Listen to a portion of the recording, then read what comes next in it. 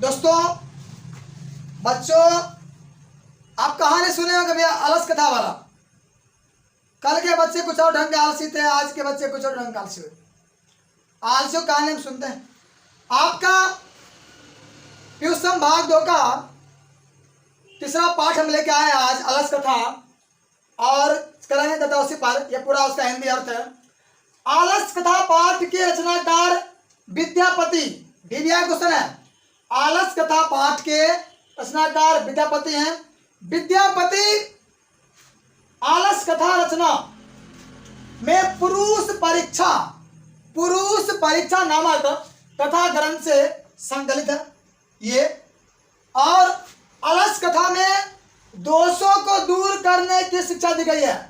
Question आता बार बार कि अलस कथा पाठ में किसे दूर करने की शिक्षा दी गई है, तो दोषों को। और किस नामक ग्रंथ है, तो पुरुष परीक्षा नामक का ग्रंथ है। इसलिए कि विद्यापति लोकप्रिय मैथिली कवि थे। विद्यापति लोकप्रिय मैथिली कवि थे। अनेक संस्कृत ग्रंथों के निर्माता भी थे और इन्होंने कई भाषा में लिखे भी थे अपना रचना। कहता है कि प्रस्तुत पाठ में आलस एक दोष है। प्रस्तुत पाठ में आलस का एक दोष है। आलस को साबित करने के लिए, आलस को साबित पहचान करने के लिए एक व्यंग्यात्मक कथा को प्रस्तुत किया गया है। क्वेश्चन आया कैसी कथा जी, तो व्यंग्यात्मक कथा। अगला हमारा है कि नीतिकार लोग आलस को शत्रु रिपु रूपम, शत्रु के रूप में मानते हैं। हमारा अगला पॉइंट है कि मिथिला में वीरेश्वर नामक मंत्री थे। मिथिला में वीरेश्वर नामक मंत्री थे जो स्वभाव से दानशील और कारुणिक दयावान स्वभाव वाले थे। यहाँ क्वेश्चन आएगा कि मिथिला के मंत्री कौन थे, तो मिथिला मंत्री वीरेश्वर नामक मंत्री थे जो स्वभाव से दानशील और कारुणिक स्वभाव वाले थे। वे सभी दीन दुखियों, गरीबों, दरिद्रों को और अनाथों को प्रतिदिन अच्छा भोजन दिलाते थे और बीच में कभी कभार अन्न, वस्त्र आदि दिलाते थे। तो क्वेश्चन आएगा मिथिला का मंत्री कौन था और उसका स्वभाव कैसा था। तो मिथिला का मंत्री वीरेश्वर था जो स्वभाव से दानशील और कारुणिक था। वे सभी दीन दुखियों को, गरीबों को, अनाथों को प्रतिदिन भोजन दिलाते थे और बीच में कभी कभार अन्न वस्त्र दिलाते थे। अगला हमारा है कि निर्गति नाम, अगला हमारा जो श्लोक है और उस श्लोक का मैं अर्थ यहाँ लिख दिया हूँ। कहता है कि दुर्गति वालों में से, दुर्गति मैंने खराब स्थिति वालों में से सबसे पहला स्थान जो है वो किसका है, तो आलसी। किसका है, आलसी का। आलसी का भूखा पेट क्या नहीं करा सकता है, आलसियों का भूखा पेट क्या नहीं करा सकता। क्वेश्चन आएगा दुर्गति वालों में से सबसे पहला स्थान किसका है, तो बच्चों सबसे पहला स्थान किसका आएगा, तो आलसियों। किसका आएगा, आलसियों का। अब देखिए हम जैसे बात करते हैं, अब आलसी लोग मान लीजिए जो आलसी भी है उस आलसी का भी यही कहानी है। अगर सबसे घर में भी बात बोली सुनता है, कोई काम नाम को लेकर अभी नहीं कल कर लेंगे, कल नहीं परसों करेंगे। आज जो बच्चे हैं मोबाइल लेंगे, पहले 1.5 GB डाटा पहले खत्म करना है, क्या पहले वो खत्म करना है, उसके बाद कुछ बात करना है आगे। जैसे मान लीजिए ये पहले कल करेगा प्लान, क्लास 10 में पढ़ रहा है, कोई आगे पढ़ रहा है, कोई 9th पढ़ रहा है, तो पहले ये करता है, पहले जाता है कि पहले खुद पहले मोबाइल चला लेते हैं, आधा घंटा चलाएंगे मोबाइल, फिर पढ़ लेंगे। फिर पहले क्या थोड़ा देर आएगा, थोड़ा देर चलाएंगे मोबाइल, आएगा नींद, सो गए। फिर सुबह उठना, जब कहा जाना है तो होमवर्क बनाएंगे, हाल धर पर बनाएंगे होमवर्क। सीधा कहा जाना पहले कोचिंग, वहाँ जाएंगे, फिर घर आएंगे, फिर वही कहानी। तो आलसी जो लोग होते हैं वो कभी भी अपने आप को ईमानदार, मेहनत नहीं बल्कि कामचोर बनते हैं। कहता है कि देखो हमारा अगला पॉइंट है कि इसके बाद आलसी व्यक्ति को वहां जो खूब धन लाभ जो सुना तो बहुत लोग जानने जो जमा हो गए। अब होता नहीं है हमारे समाज में वैसा है, अगर जिन बच्चों को जिनको फ्री में अगर कुछ मिल रहा है तो हर लोग दौड़ता है, जानवर से लेकर इंसान तक। इंसान तो हमें लगता है पहले दौड़ता होगा, फिर उसके बाद दौड़ता है कौन? तो जानवर। मैं बात करता हूँ आगे, देखिए किसी ने आलसी बारे में खूब अच्छा कहा है कि आलसी अपने जीवन में कभी भी नहीं होता सक्सेस, क्योंकि कबीर जी ने कहा था कल करो सो आज करो, आज करो सो पल में परले होएगी, बाहुरी करे कब। जो काम कल के भरोसे रखेंगे वो काम हमारा नहीं होगा।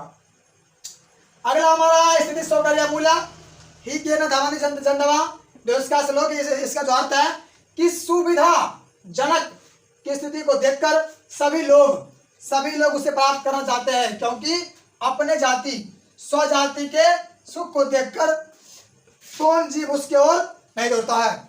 मैं बात कर रहा हूं कि आलसियों का सुख देखकर सभी मनुष्य, सभी जीव उसकी ओर दौड़ रहा था। जैसे अपने जातियों का सुख देखकर कौन नहीं दौड़ता है। हम आगे बात करते हैं। आलसियों का सुख देखकर धूर्त लोग भी बनावटी आलस का रूप बनाकर भोजन और बस प्राप्त करते थे, भोजन और बस प्राप्त करते थे। क्वेश्चन आएगा कि भोजन और बस प्राप्त कौन करने लगे? तो धूर्त लोग, बनावटी लोग, आलसियों का सुख देखकर। राजपुरुष द्वारा कहा गया था कि अक्षम बुद्धि और करुणा से केवल आलसी लोग को मालिक वस्तु देते हैं, और कपट से अनालसी जो आलसी नहीं है वो लोग भी भोजन का ग्रहण करते हैं। तो इसमें हमारा आलस है, इसमें क्या है? हमारा आलस है। यही क्वेश्चन आता है कि राजपुरुष द्वारा क्या कहा गया था। तो जो अक्षम बुद्धि वाले व्यक्ति हैं, जो करुणा से केवल आलसी लोग को मालिक देते हैं वस्तु, और कपट से क्या होता है? जो लोग आलसी नहीं है वो लोग भोजन ग्रहण करने में लग जाते हैं। अब अगला है कि राजपुरुषों विचार करके आलसियों के घर में आग लाकर बैठ गया, और तभी सभी धूर्त आलसी आग देखकर भाग गए। तभी क्या होता है? सभी धूर्त आलसी आग देखकर भाग जाते हैं। तो क्वेश्चन आएगा कि आग देखकर कौन भाग गया? तो धूर्त आलसी, बनावटी आलसी। हम बात करते हैं कि इसने जानो कहता कि उसके बाद जान लो 4 आलसी था। 4 आलसी में पहला आलसी क्या बोलता है? घर में आग लगने के बाद 4 आलसी वहीं सोए थे। तो मैं तीनों चारों तरफ सोया हुआ पहले तो आपस में बात कर रहा था। पहला बोला अरे कपास दिला मुड़क लिया हो, अरे लगता है कैसा हल्ला है, अरे कैसा हल्ला है।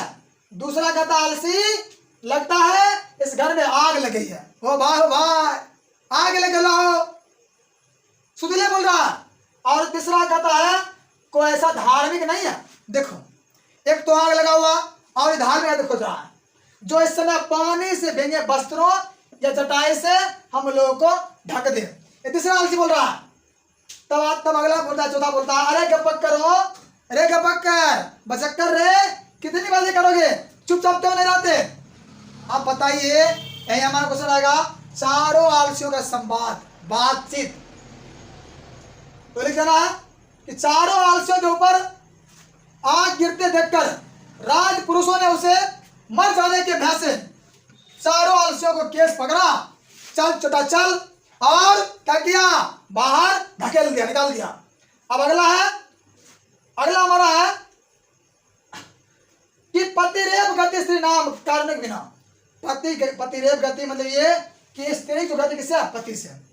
जिस प्रकार स्त्री अपने जीवन को जीती अगर आगे बढ़ती है तो किसके बिना, किसके चाबों से? तो पति के। मतलब स्त्री किससे होगा? वृद्धि पति से होगा।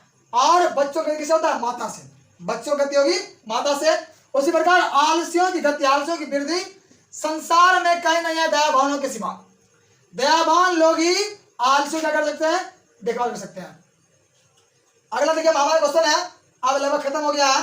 अगला है कि निर्गति नाम सर्वेशा मनसम नठेना आपी बाहिना, यह उक्ति अलस कथा पाठ से संकलित है। हमारा जो अगला सवाल है, स्थिति स्वकर्या मूला ही धवंती जनदवा, यह उक्ति अलस कथा पाठ से संकलित है। और ध्यान देना है, अलस कथा पाठ एक उपदेशात्मक है, उपदेशात्मक लघु कथा है। विद्यापति ने, जान लीजिए आपका आएगा कि विद्यापति कौन थे और वह अलस कथा में क्या उनका योगदान था। तो विद्यापति मैथिली, अवहट तथा संस्कृत तीनों भाषाओं में तीनों भाषाओं में अपने ग्रंथ की रचना। विद्यापति लोकप्रिय मैथिली कवि थे।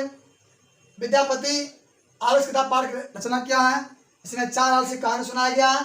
4 आलसी क्या क्या बोलता है इसका बयान दिए हैं। तो हमारा क्लास यही खत्म होता है।